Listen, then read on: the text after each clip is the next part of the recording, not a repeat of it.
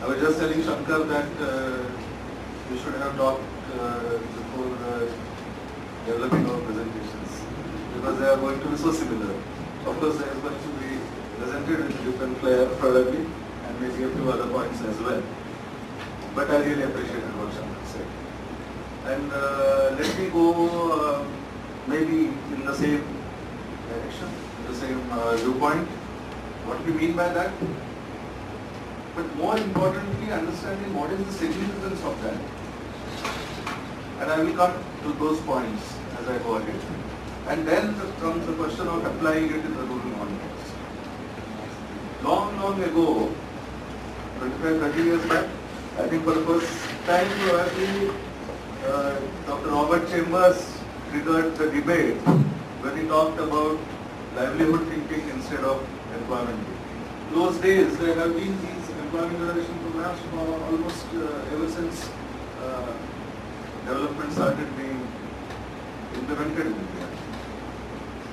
So long back in the late 70s and the early 80s, there was the Food for Work program, which was basically an employment generation program.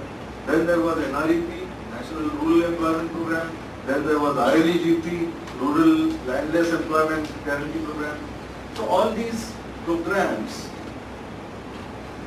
followed each other in succession. And initially the whole focus was on public works. Very soon it was realized that public works is not going to be sufficient to tackle the problem. One has to also make possible application of these programs on private lands. So there was a lot of, particularly for the scheduled tribes and scheduled castes, it was introduced. And in the public works programs as well as in the private land programs, there was a lot of work being done under these of planting trees in those days, because social forestry was also a major program in those days. And when people were planting trees as an employment program, Robert Chambers looked at it a little differently, and he realized that people don't plant trees because they are getting wages. When people plant trees, they are building up an asset for the future. When people plant trees, it is like putting money in the savings bank, because they can harvest it whenever there is a need, when there is a calamity, when there is a marriage in the family, so it becomes a fixed deposit.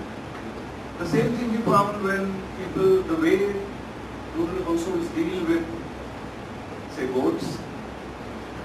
It is a living bank for them. It is not just income, or it is not just for employment. So all along, the way people deal with these activities is very different than what the planner has thought about. The planner had introduced it and was implementing it as an employment generation or activity, and the people were looking at it differently. That is the time when he had made a point that probably we need to change our thinking from employment thinking to livelihood thinking. And this is something which triggered off from them, probably more consciously, ended up with a lot of further efforts with the livelihood school and all sorts of programs subsequently. So what are livelihoods?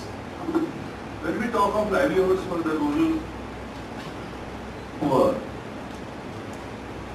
are we talking of incomes alone? Are we talking of employment alone? Or there is something much beyond that? As I mentioned earlier, there is building up of assets, there is providing for uncertainties. But the whole activity in which the family engages, it is not a single person activity. Very often what they do is the entire household activity, what Shankar was saying. It is not just an individual that is the person, who is engaged in a livelihood. It is very often the entire family which is engaged. The activity is not something in itself. It is also in relation to the environment and the resource base in which the family is functioning.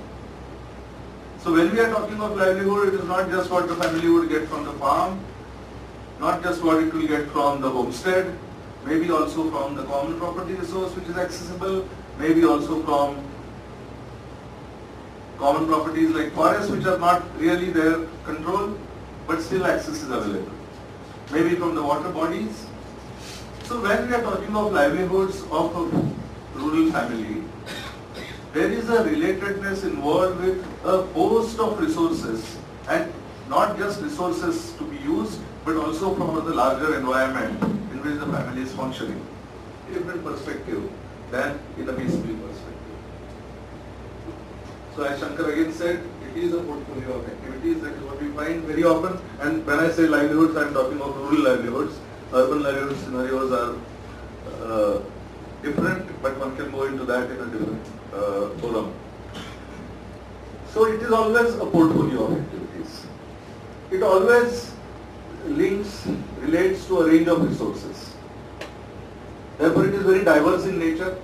It is not a single type of activity for even one household. It is spread over different resource base. It is varying with seasons.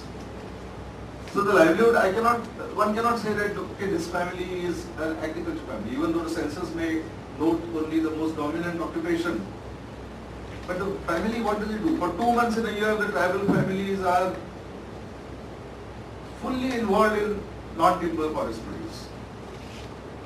If you go between say March to May, probably that is, and that gives them a substantial part of their annual income.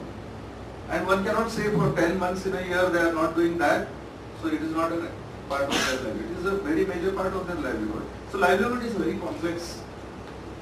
What is also very important to understand is that when the resources are used by the rural household, if you look at very stable systems that have existed, the resources are not only drawn upon for sustenance, but the family would do such practices which would also help to sustain those resources. There was another very important concept Robert Chambers had talked about. He had written a very small treatise called Microenvironments Unobserved. I don't know how many of you had a chance to look at it. The way you find in rural areas, there are patches of land which are worked intensively by communities and also enriched intensively by communities, by tying cattle there, by allowing the urine and the dung to be applied there, by seeing that more of the biomass is allowed to decompose there. So you are creating microenvironments within the larger landscape, which is much more enriching and much more productive and supportive for the livelihood of the family than maybe the entire farm. So there are ways in which families have to sustain the resources that give them their sustenance. These are the vicissitudes in the functioning which are part of life. It is something which is there, so you have a portfolio, you have a diverse resource base being used, you have a range of seasons in which you are drawing upon your livelihood, and there are going to be different years when there is going to be ups and downs. And those ups and downs are also part of this diversity. And so if you have that understanding built into the livelihood complex with which a family is engaged in, then there is also, this contributes to a worldview and a culture of the family in dealing with uncertainties. The human being is not just resources and resource use.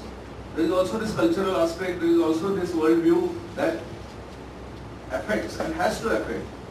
And if you have a program which is only looking at the immediate return, then this long-term sustenance that the people have to get as a livelihood without a proper worldview being developed is not going to be really a proper direction to go in.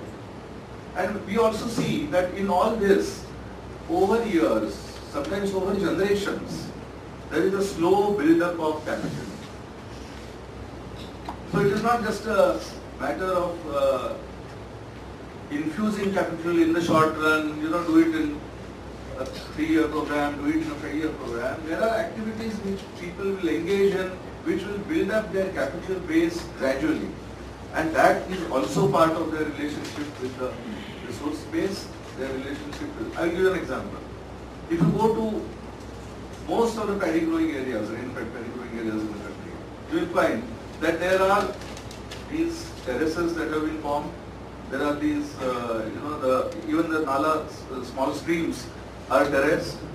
And these terraces, you will find the terrace walls are sometimes even 15 feet, 20 feet tall. They have not been built in a day. They have been built over generations. Even the terracing of the hill slopes has happened over generations.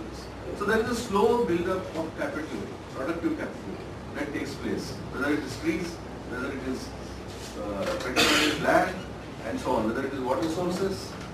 You see how much struggle there is in developing the water source for a family.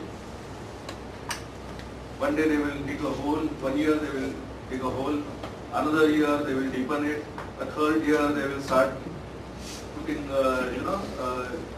falling around it. It is over a period of years that slowly the capital base also develops. And a lot of this comes out of labor, not necessarily out of infusion of a certain dose. Now these are the development programs today give us an opportunity to accelerate this, but one must remember that this build-up, slow build-up, is a matter of also building up a relationship with your resource base. So these are characteristics which we must keep in mind. And this type of livelihoods development situation, it gives outputs which are not just for today. So the incomes and the employment which it will also give is for today. And those are the only metrics we have in our livelihood programs today. But there is also, on a medium term, a resilience that is brought in. There is also for the future a slow capital build-up that is brought in. So if you want to look at what are the outputs of the livelihoods program, they cannot be just the outputs that are for today, which is incomes, and when I say today I mean a very short term. So we have to relook at the metrics that we use. We have to look at these other metrics which are probably very important for the rural households. But beyond the outputs, there are also a number of outcomes that this type of a livelihood of the rural poor leads to. The engagement of the whole family, the cooperation between families, the cooperation within the hamlet, and the enlightened self-interest that they need to have to ensure that there is a sustainability of the environment. Never be there if I plan a livelihood program as an agriculture improvement program, which will never be there if I plan a livelihood program as a cattle breeding program, and a more sustainable worldview. And this is what gives dignity in life, and this is what gives meaning to life. Not rupees and not the returns in terms of mandates and incomes. On the contrary, if we don't take that type of approach, that type of perspective, what will we result in? There will be very myopic viewpoints. We will focus on only the return on investment. We will focus on only mandate generated. There will be an alienation that will also be, and this is what we are seeing. There is alienation, there is erosion of social values. You see that there is all the studies that have been made on the suicides of farmers, whether it is Vidarbha, whether it is other places. One of the key results findings has been that it is not just economic reasons. And the social reasons, the lack of interconnectedness with the society, the lack of coping mechanisms, the lack of social support systems, these have contributed a lot, as much as the economic distress, to the deaths. So if you are talking of a livelihoods framework, then are we talking of only increasing incomes, or also preserving, or also countering alienation, or also countering erosion of social values, also seeing that the environment is enriched? Because these are all the outputs that are going to be there if we go with a very narrow perspective. And of course, once we have the perspective in place, then one has to work on various details. The details are not something to be wished away. One has to look at specific resources, what are the existing relationships, what is the portfolio mix which is suitable, and so on and so forth, and develop appropriate programs or appropriate interventions for all this. But Once you look at it the right perspective, only then those specific activities, those specific programs, those skills training that is required, all that becomes relevant. And those are matters of detail. As Shankar said, the detail is a different matter. What is important is whether the perspective is there or not.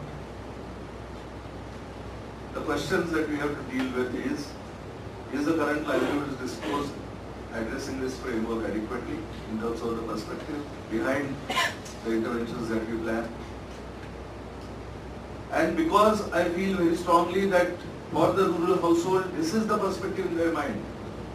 That is what my interactions with all the rural areas has shown, whether it is from the most undeveloped part of Orissa to the developed regions of Maharashtra or Gujarat.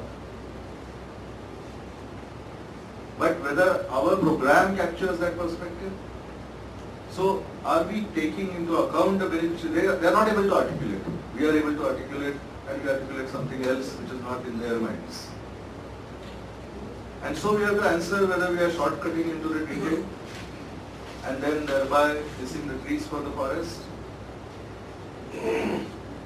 And so beyond the number of all the trainings that are available on the detail or being talked about, and I'm not going into all the training programs and things that are put in place by Bayer. We also have a number of them.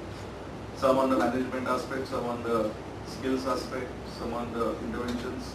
But beyond the plethora of trainings on the detail, do we need education for perspective building on those platforms?